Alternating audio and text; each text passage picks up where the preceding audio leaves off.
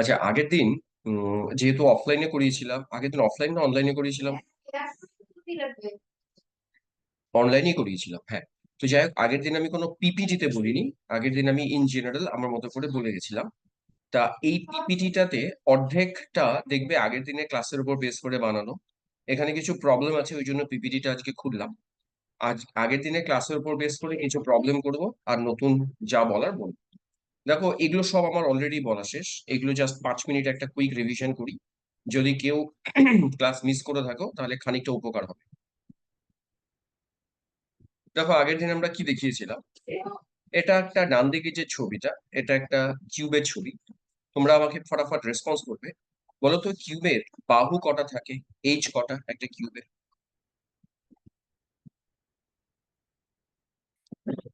না, রেসপন্স করবে, কিন্তু রেসপন্স না করলে ভালো লাগবে না। একটা কিউবের বাহু কটা থাকবে? এইচ কটা একটা কিউবের? কেউ উত্তর করলে না। একটা কিউবের এইচ থাকে 12টা। গুনবে, স্যার দেখি। 12টা স্যার। 12টা, হ্যাঁ। ফেস থাকে কটা? ফেস কটা? ছটা। ফেস থাকে 6টা। স্যার 6টা স্যার। হ্যাঁ। ভার্টেক্স কটা? ভার্টেক্স মানে কর্ণ। মানে কর্ণ না, সরি। এই যে এই তো কর্নারটা। ছয়টা। না, কর্নার 8টা। এটা মনে রাখতে হবে। চারটা। ভার্টেক্স ভার্টেক্স হচ্ছে 8টা, মানে ওর কর্নার 8টা, ফেস 6টা, আর এজ 12টা। এটা একটু পরে কাজে লাগবে এখন। এখানে যে কিউবটা ড্র করা।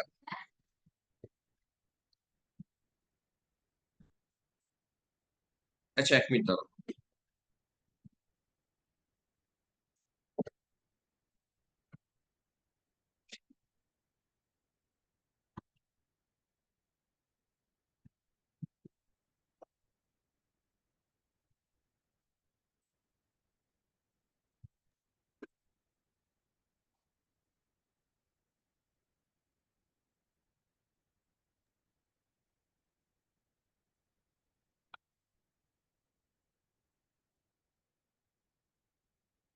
হ্যাঁ, হয়ে গেছে। হুম। যেটা বলছিলাম, দেখো এখানে বাঁদিকে যে ছবিটা দেয়া, এই ছবিতে আলফা, বিটা, গামা। দেখবে এখানে অনেকগুলো নাম লেখা আছে। এর মধ্যে একটা নাম ইন্টারফেসিয়াল অ্যাঙ্গেল। এই আলফা, বিটা, গামা এদেরকে আমরা বলি ইন্টারফেসিয়াল অ্যাঙ্গেল। এই কথাগুলো আগের দিন বলা হয়েছিল। আর এখানে যেটা ইন্টারসেপ্ট বলা, তোমরা লক্ষ্য করে দেখবে আগের দিন আমি ও এরকম কতগুলো প্যারামিটার বলেছিলাম। ও এ সমান সমান এ, ও বি সমান সমান বি, আর O C equals to C, এগুলোকে বলে ইন্টারসেপ্ট। তো এগুলো যেহেতু আগের দিন বলা হয়ে গেছিল, আমি কুইক পাস করে যাই। এই জায়গাতে এসো। এখানে একটা নতুন টার্ম তোমরা দেখবে। ল্যাটিস কাকে বলে আগের দিন বলেছি। ল্যাটিস পয়েন্টটা খুব ইম্পর্টেন্ট। কোনটাকে ল্যাটিস পয়েন্ট বলে বোঝাই, পরে 2-4টা প্রশ্ন আছে ল্যাটিস পয়েন্টের উপর বেস করে। তোমরা এই বাঁদিকের ছবিটার দিকে তাকাও। বলো তো, এই বাঁদিকের ছবিটা কি ধরনের ল্যাটিসকে ইন্ডিকেট করে? মানে আমরা আগের দিন বলেছিলাম ক্রিস্টাল সিস্টেম 3 রকমের হয়। ক্রিস্টাল সিস্টেম বললে ভুল হবে, ল্যাটিসের টাইপ 3 রকম ছিল আগের দিন। একটা সিম্পল কিউবিক ছিল, আরেকটা এফসিসি ছিল, আরেকটা বিসিসি ছিল। আজ ওটা নিয়ে আবার একটু ডিটেলস আলোচনা হবে। বাঁদিকের যে ছবিটা আছে, এই 3জনের মধ্যে এটা কোন টাইপের ল্যাটিস? অ্যান্সার করতে হবে সবাইকে।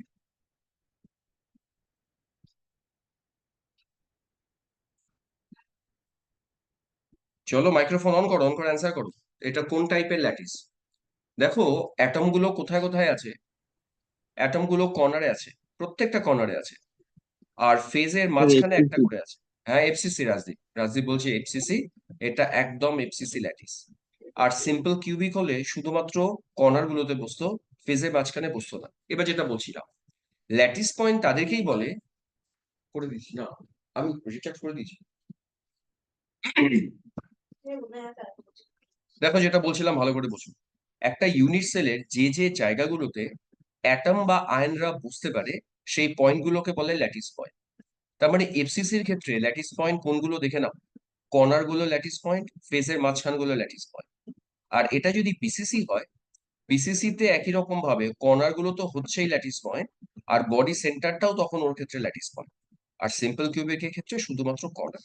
আরেকটা কথা নোট করো, ল্যাটিস পয়েন্টে শুধুমাত্র আয়নরা বসে না, যদি আমার আয়নিক ক্রিস্টাল হয় যেমন NaCl এর মতন, তখন সেখানে ল্যাটিস পয়েন্টে আয়নরা বসে। আর এটাই যদি ধরো মলিকিউলার ক্রিস্টাল হয়, ধরো আয়োডিন আছে, তাহলে সেক্ষেত্রে অ্যাটমও বসতে পারে। যেমন ডান দিকে যে ছবিটা দেয়া, এখানে প্রত্যেকটা ল্যাটিস পয়েন্টে একটা করে কার্বন ডাই অক্সাইডকে দেয়া আছে, মানে এটা সলিড কার্বন ডাই অক্সাইডের একটা ল্যাটিস। তাহলে ল্যাটিস পয়েন্ট মানে যেখানে অ্যাটম বা আয়নরা বসতে পারে, তাদেরকে বলে ল্যাটিস পয়েন্ট। এখানে আমি ইউনিট সেলের একটা কনসেপ্ট দেখিয়েছি, এগুলো আগের দিন বলা শেষ, আজকে বিশেষ আলোচনা করব না। ইউনিট সেল অনেক রকমের হয়, 1D হয়, 2D হয়, 3D হয়, এগুলো আগের দিন আলোচনা হয়েছিল। জাস্ট ছবিগুলো একটু দেখে দেখে বুঝে নিও ইউনিট সেল দেখতে কেমন। এই পেজটা আমাদের সবচেয়ে ইম্পর্টেন্ট পেজ। আগের দিন বলেছিলাম পেজটা আমার মুখস্থ ছিল। আমরা 6খানা প্যারামিটার দিয়ে ক্রিস্টাল সিস্টেম কিরকম তাদের নাম বলেছিলাম। তোমাদের আমি নামগুলো বলে দিয়েছিলাম, প্যারামিটার গুলো বলেছিলাম মুখস্থ করতে। তো মুখস্থ কতটা করেছো আমি জানি না। এই দেখো, কিউবের জন্য ABC সমান হয়, আলফা বিটা গামা এরা সমান হয় 90 ডিগ্রির সাথে সমান। তারপরে যদি আমরা ইয়েতে যাই, টেট্রাগোনালে যাই, তোমরা দেখো টেট্রাগোনালের ক্ষেত্রে AB সমান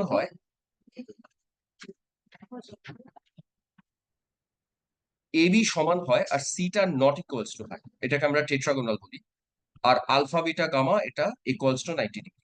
তো এইভাবে আমি এর আগের দিন এগুলো সবই ডিসকাস করেছিলাম, আজকে এগুলো নিয়ে আর আলোচনা করব না। তোমরা মনোক্লিনিক, হেক্সাগোনাল, রম্বোহেড্রাল, আচ্ছা তোমাদেরকে 2 মিনিট সময় দিলাম, তোমরা 2 মিনিটে এই প্যারামিটার গুলো একবার মুখস্থ করে আমাকে অ্যান্সার দাও। 2 মিনিট টাইম দিলাম, 2 মিনিটের মধ্যে প্যারামিটার গুলো মুখস্থ করবে, আমি প্যারামিটার গুলো জিজ্ঞেস করবো একবার।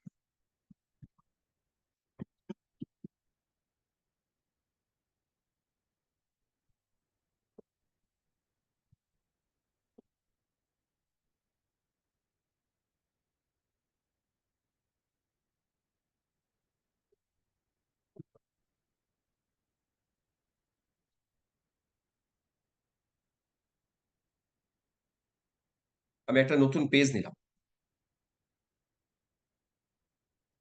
হুম, চলো আমাকে 3টে প্যারামিটার বলবে। আমি কিউবিকটা জানি, কিউবিকটা সবাই বলতে পারবে, কিউবিক নিয়ে আমার মাথা ব্যথা নেই। কিউবিকও মোটামুটি সবাই পারে, টেট্রাগোনালটাও মোটামুটি মনে থাকে, অর্থরম্বিকটাও পারে সবাই।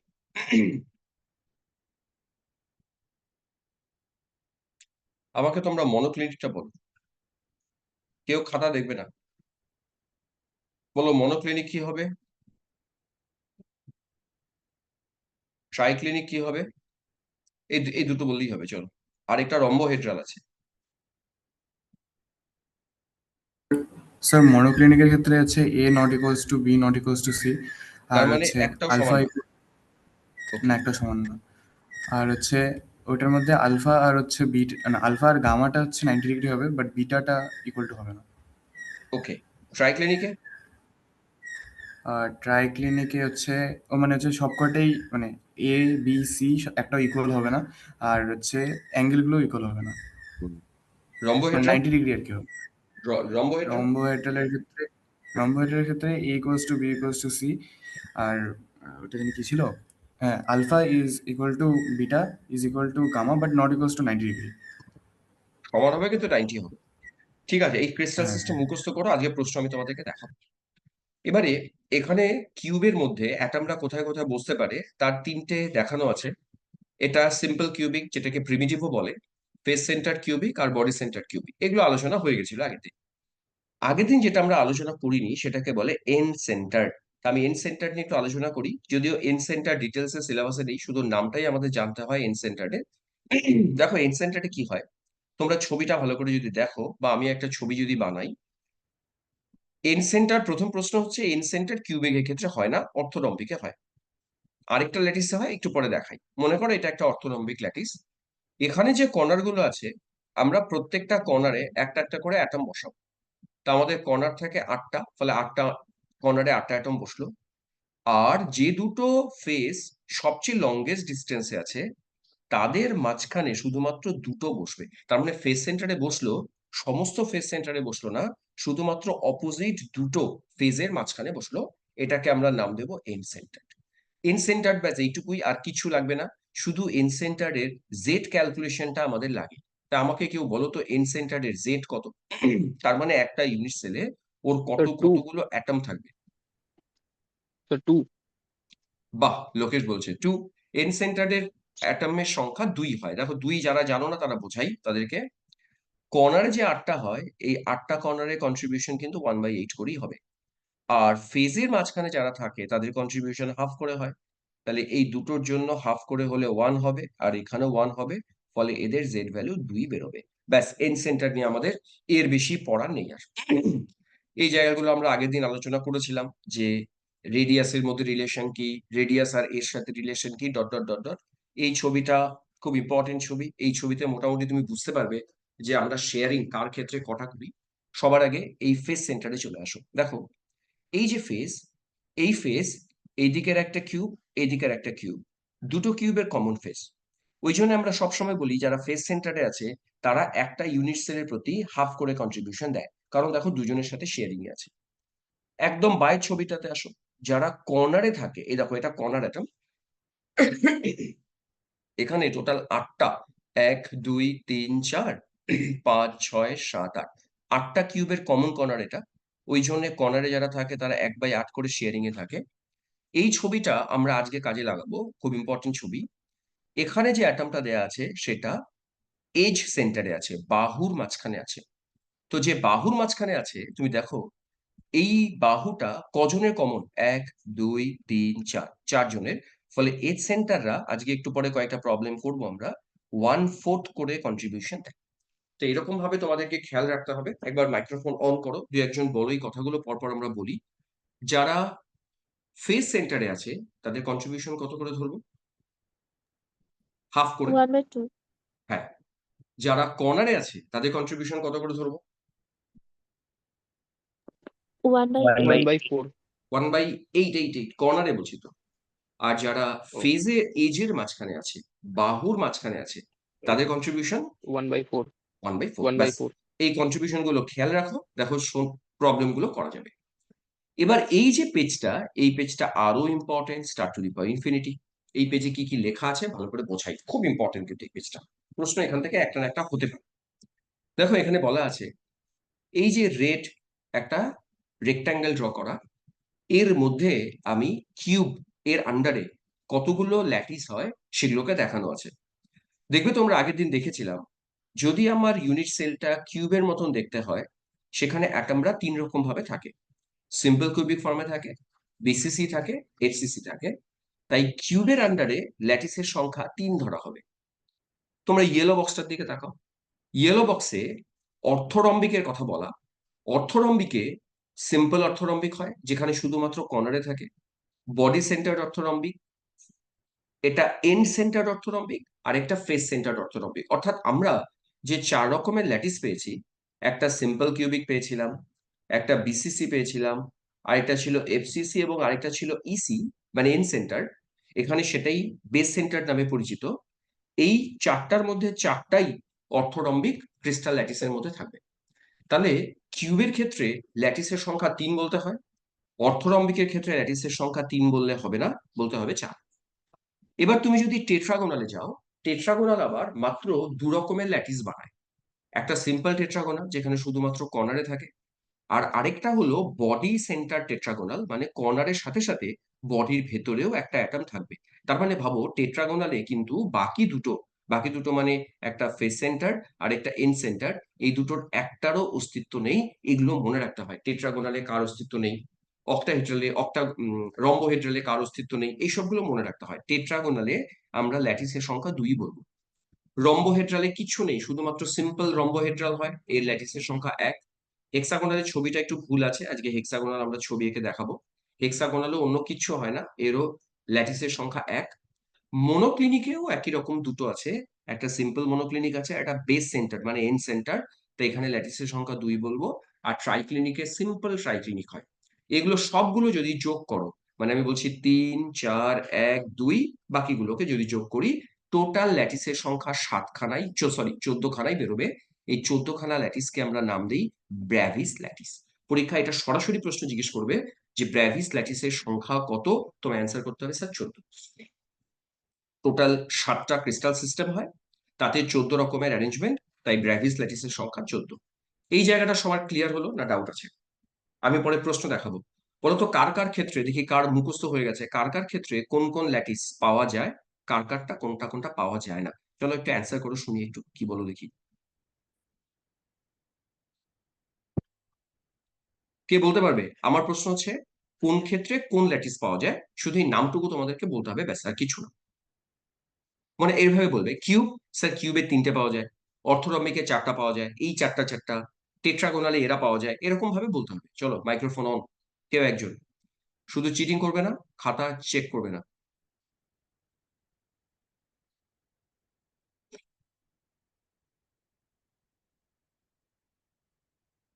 কারো মুখস্থ হয়েছে?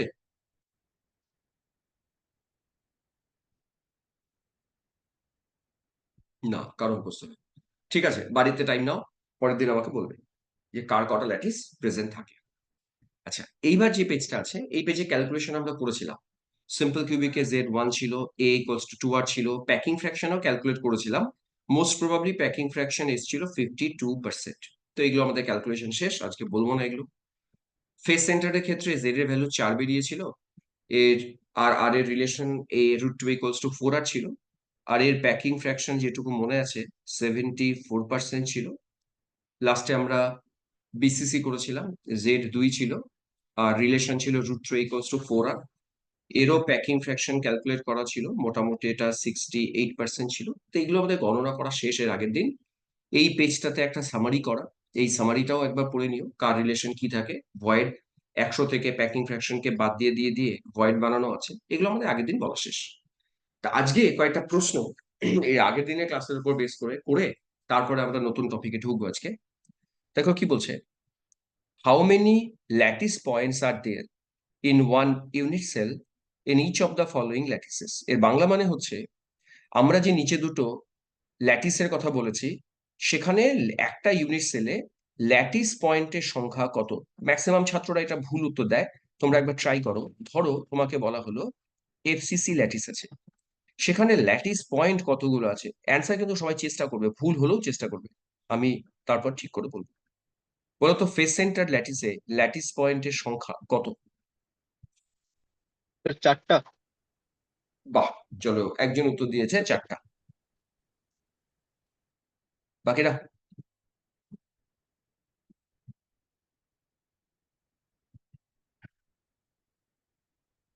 আর কেউ?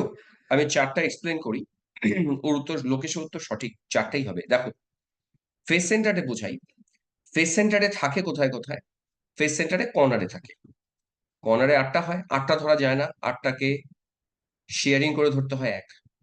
আর ফেস সেন্টারে 6টা থাকে ফেজের মাঝখানে, যাদের কন্ট্রিবিউশন হাফ করে, 6-এর হাফ করলে 3 হয়, এইটুকু মিলে হয় 4টা। ওই জন্য এমনিতে গুনলে 8 আর 6 14 বেরোনোর কথা, কিন্তু 14 আমরা বলবো না, অ্যান্সার আমরা 4 দেবো। এবার বলো তো বডি সেন্টার কিউবিকে ল্যাটিস পয়েন্ট কটা? অন্য একজন উত্তর দাও, লোকে দিও না। তোমরা বডি স্যার সেন্টারে 2। 2। চলো প্রতিকৃত বলছে 2, একদম উত্তর সঠিক। বডি সেন্টারে ল্যাটিস সংখ্যা 2। জানো ম্যাক্সিমাম ছাত্র ফেস সেন্টারের ক্ষেত্রে 14 অ্যান্সার করে, আর বডি সেন্টারের ক্ষেত্রে 9 অ্যান্সার করে। বলো তো 9 কেন করে সবাই?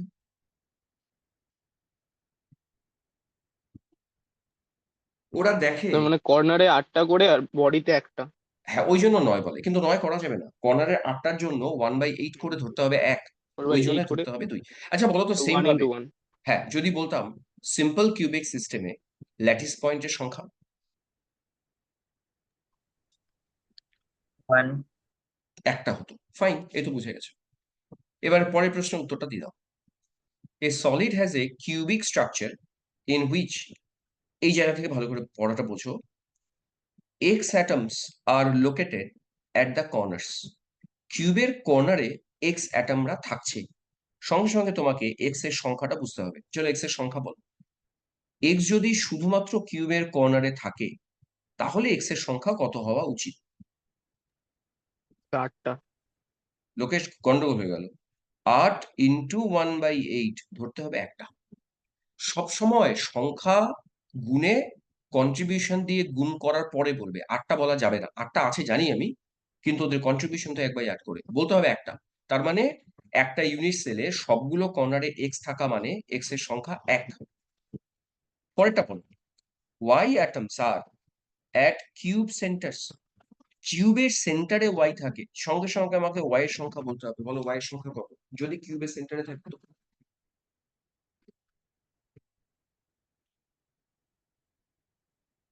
1 বাহ, ভেরি গুড প্রতিকৃত, 1। কারণ কর্নারে সরি ফেজ বডি সেন্টার মানে তো একটাই সেন্টার, ওর কন্ট্রিবিউশন কারোর সাথে নেই, ওই জন্য ওয়াই এর সংখ্যা 1। আর অক্সিজেন কোথায় আছে দেখো, oxygen atoms are at H centre. আজকে আমি এইচ সেন্টারটা বারে বারে বলেছিলাম প্রশ্ন হবে। অক্সিজেন যদি এইচ সেন্টারে থাকে, এইচ টোটাল 12টা আছে, তাদের কন্ট্রিবিউশন আবার 1/4 করে, তাহলে 12 ইন্টু 1/4 করলে 3 হওয়ার কথা। ভাবো এক্স এর সংখ্যা একটা ইউনিট সেলে 1, ওয়াই এর সংখ্যা 1, অক্সিজেনের সংখ্যা 3। এদের তিনজনকে মিলে ফর্মুলা কি বানাবো? এক্স একটা, ওয়াই একটা, অক্সিজেন 3টে। ওরা এটাই জানতে চাইছে, what is the formula of the compound. দেখো উত্তরে পৌঁছে গেলাম, XY3। এইভাবে তোমাকে প্রশ্নগুলো সলভ করতে হবে, ভীষণ ইম্পর্টেন্ট এই প্রশ্নগুলো খুব আসে। আমি স্টার্ট দিলাম প্রশ্নটা, দেখো তো উত্তরটা। এরকম প্রশ্ন আমি আরো দেবো, দেখো তো সবার ক্লিয়ার হলো কিনা।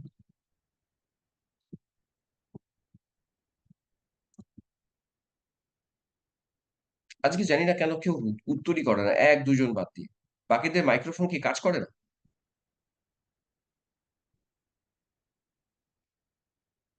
চলো, এরা ঠিক করেছে কোনো উত্তর দেবে না, ধরে নিলাম বুঝেছো। 2.3-তে আসো। Potassium crystallizes in a body centered cubic lattice. আমাকে সঙ্গে সঙ্গে পটাশিয়ামের জেড তোমাদেরকে বলতে হবে। বডি সেন্টার্ড কিউবিক মানে এর জেড কত? 2 Good. 2 2। বডি সেন্টার ল্যাটিস মানে Z2। আচ্ছা, Z2 এর অর্থটা বোঝাই। Z2 মানে আমাদের কাছে যদি একখানা ইউনিট সেল হয়, একখানা ইউনিট সেল যদি খুঁজে পাই, সেখানে পটাশিয়াম অ্যাটমের সংখ্যা হবে 2টো, বা উল্টো করে বলো, 2টো পটাশিয়াম থাকলে ইউনিট সেল হবে একটা। এই কনসেপ্টটা একটু বাদে কাজে লাগবে। নেক্সট পার্টে যাও। What is the approximate number of unit cell in 4 gram of potassium? 4 gram পটাশিয়ামে ইউনিট সেলের সংখ্যা কত? পটাশিয়ামের অ্যাটমিক নাম্বার 39 বলা। এবার আমায় বলো তো, 39 গ্রাম পটাশিয়াম মানে তো 1 মোল। তাহলে 39 গ্রাম পটাশিয়ামে পটাশিয়ামের অ্যাটমস কতগুলো থাকবে? 39 গ্রাম মানে যদি 1 মোল হয়, সেখানে পটাশিয়ামের অ্যাটমের অ্যাভোগাড্রো সংখ্যা নাম্বার। হবে অ্যাভোগাড্রো নাম্বার। তা আমরা ঐকিক নিয়মে এটা দিয়ে শুরু করব, যে 39 গ্রাম পটাশিয়ামে এর অ্যাটমের সংখ্যা অ্যাভোগাড্রো সংখ্যা, 1 গ্রামে অ্যাভোগাড্রো সংখ্যা বাই 39 থাকবে, আর 4 গ্রামে থাকবে অ্যাভোগাড্রো সংখ্যা ইন্টু 4/39। এটা পটাশিয়ামের পরমাণু সংখ্যা বেরোলো 4 গ্রামের মধ্যে। দেখো এইটুকু ক্লিয়ার কিনা সবার? ধীরে ধীরে বলছি যাতে কোনো অসুবিধাই না থাকে। আমি আবার বলি, তার মানে 4 গ্রাম পটাশিয়াম ক্লোরাইডে পটাশিয়ামের পরমাণু সংখ্যা পেলাম 4 ইন্টু অ্যাভোগাড্রো সংখ্যা বাই 39। এখন প্রশ্নে কিন্তু পটাশিয়ামের পরমাণু সংখ্যা চায়নি, প্রশ্নে চেয়েছে ইউনিট সেলের সংখ্যা।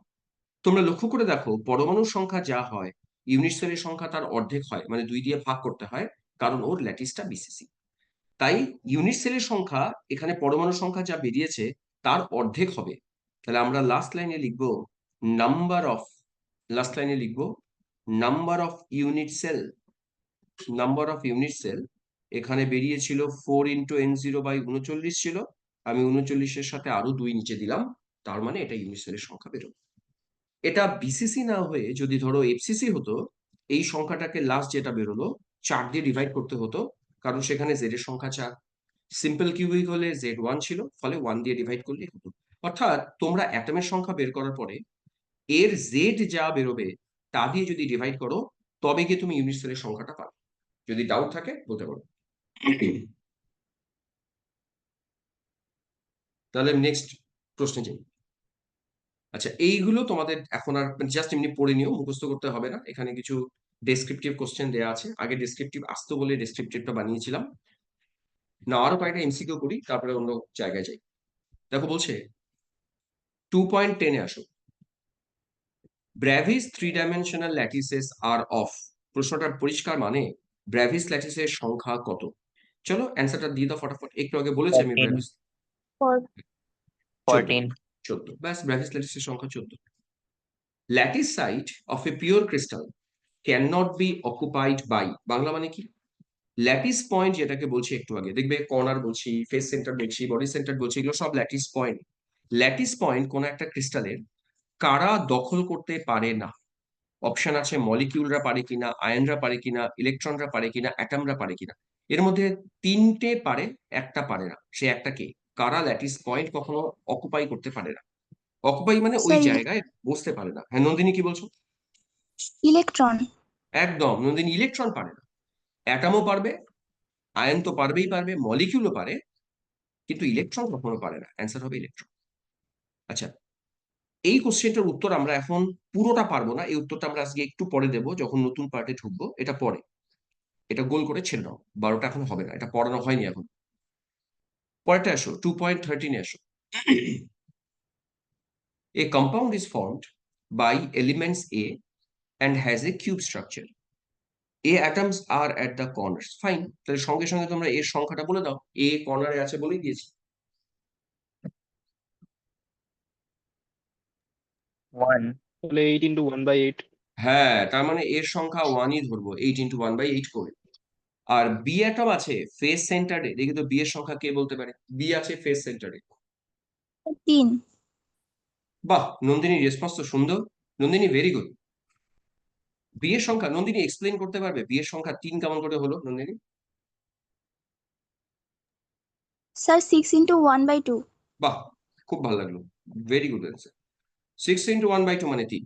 এবার তাহলে ফর্মুলা বলে দাও, এর সংখ্যা 1, বি এর সংখ্যা 3, ফর্মুলা কি হবে? তাহলে অপশন সি হবে, অপশন AB3। সি হবে, AB3 হবে। সবসময় রেশিও বের করবো, রেশিও বের করে অ্যান্সার হয়ে যাবে। AB3 AB3, AB3।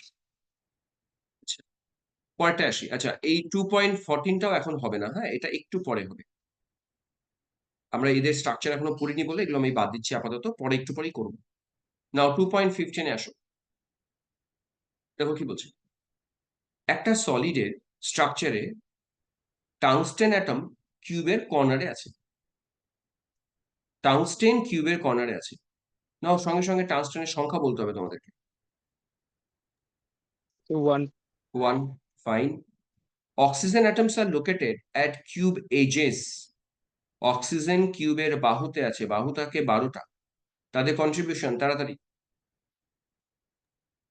1/4 করে। 1/4 করে, তাহলে অক্সিজেনের সংখ্যা 3। আর সোডিয়াম আছে কিউবের সেন্টারে, তো সোডিয়ামের সংখ্যা আমরা 1 পেয়ে গেছি। ফর্মুলা বানাও। সোডিয়াম একটা, টাংস্টেনও একটা, অক্সিজেন 3টে। অ্যান্সার হয়ে যাবে NaWO3। এই অপশন টোটাল আছে 3 জায়গাতে। শুধুমাত্র এটা বাতিল করো, এটাও হতে পারে, এটাও হতে পারে, এটাও হতে পারে। এখন এদের 3জনের মধ্যে উত্তরটা বলেই দিচ্ছি। যেহেতু সোডিয়াম বডির ভেতরে আছে, তাহলে আমরা সিম্পল তো বলবোই না। টেট্রাহিড্রালটা অন্য কনসেপ্ট, এটা পরে শেখাবো। একে পরিষ্কার বলা হবে বডি সেন্টার, কারণ বডির মাঝখানে একজন আছে। 16তে আসো। নাম্বার অফ অ্যাটমস, এটা সোজা প্রশ্ন। ইন প্রিমিটিভ, প্রিমিটিভ মানে সিম্পল, যেখানে অ্যাটমের সংখ্যা একটাই থাকে। বডি সেন্টারে পড়েছো 2টো থাকে, ফেস সেন্টারে পড়েছি আমরা 4টা থাকে। তার মানে সিম্পল কিউবিকের জন্য একটা, বডি সেন্টারে 2টো, আর ফেস সেন্টারের জন্য 4টা। এবার অপশন খুঁজে নিয়ে দাগিয়ে দিও। পরেরটা আসো। Option B. হ্যাঁ, পরেরটা আসো। 17-এ চলে আসি। দেখো 17-এ কি বলছি। In which of the following primitive cells axial distances or edge length are different. বলছে কার কার ক্ষেত্রে এজ লেন্থটা টোটালটাই ডিফারেন্ট হবে। ডিফারেন্ট মানে এ বি এর সাথে মিলবে না, বি আবার সি এর সাথে মিলবে না। বলতো কোন ক্ষেত্রে এটা হয়? এটা মোর দ্যান অপশন থাকতে পারে। মনোক্লিনিক। চলো, একজন বললো মনোক্লিনিক, ফাইন। আর আর স্যার ট্রাইক্লিনিকও হবে। চলো, ও বলছে ট্রাইক্লিনিক হবে। আর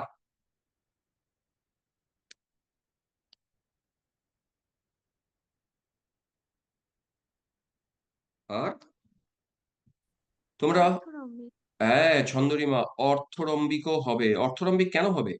অর্থরম্বিকে তো তোমাদের বইয়ের কথা বলেছিলাম যে বইয়ের মতন দেখতে হয় অর্থরম্বিক, এর এবিসি একটাও ইকুয়াল না, তো ওই জন্য বলেছিলাম এটা মোর দ্যান আছে। এবার 2.18 পড়ি। হুইচ অফ দ্য ফলোইং, এগুলো তোমরা পারবে, হ্যাঁ এই দুটো প্রশ্ন নিজেরা দেখে নিও, আমি পরের পেজে চলে যাই, আজকে নতুন পড়া স্টার্ট করি। দেখো কি বলছে, ক্রিস্টাল প্যাকিং অ্যারেঞ্জমেন্ট ভীষণ ইম্পর্টেন্ট, ভীষণ।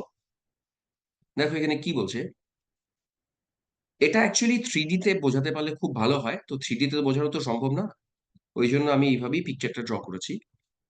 তোমরা লাল রঙের লেয়ারটার দিকে তাকাও। লাল লেয়ারে কি করেছে দেখো, তোমরা জানো যে অ্যাটমরা একা একা মিলে তো ল্যাটিস বানাবে না, অ্যাটমরা পরপর পরপর প্রচুর প্রচুর অ্যাটম জুড়বে, জুড়ে ল্যাটিস বানাবে। আমি লাল রঙের যে বলগুলো দেখছো এগুলোকে অ্যাটম ভাবো, এবং এদেরকে ক্লোজ কন্ট্যাক্টে এনে একটা লেয়ার বানানো আছে, এই লেয়ারটার নাম আমি দিয়েছি এ লেয়ার। তার মানে যখন ওরা 2 ডাইমেনশনাল একটা লেয়ার ক্রিয়েট করে তখন সেই লেয়ারটার নাম দিলাম এ লেয়ার, ফার্স্ট লেয়ার তাই এ লেয়ার। এখন লক্ষ্য করো এরা যখন কম্বাইন করে, আচ্ছা আমি না একটা ছবি তোমাদের সামনে বানাই, দেখবে আরো সহজ হবে বুঝতে। মানে আমার বক্তব্য, আমি যদি অ্যাটম গুলোকে পরপর পরপর জুড়তে থাকি, এই একটা অ্যাটম, এই একটা অ্যাটম, ম্যানুয়ালি আঁকলে কি হয়, সাইজ গুলো কম বেশি হয় বলে ছবিটা সুন্দর হয় না, ওইখানে ছবিটা সুন্দর করেছিলাম। এরকম ভাবে অ্যাটম বসালাম, পরের বার ক্লোজ কন্ট্যাক্টে আসলে এখানেই বসা উচিত, আবার ক্লোজ কন্ট্যাক্টে আসলে এখানে, এখানে ক্লোজ কন্ট্যাক্টে দাও, এখানে ক্লোজ কন্ট্যাক্টে দাও, তো এরকম ভাবে আরেকটা লেয়ার দিলাম।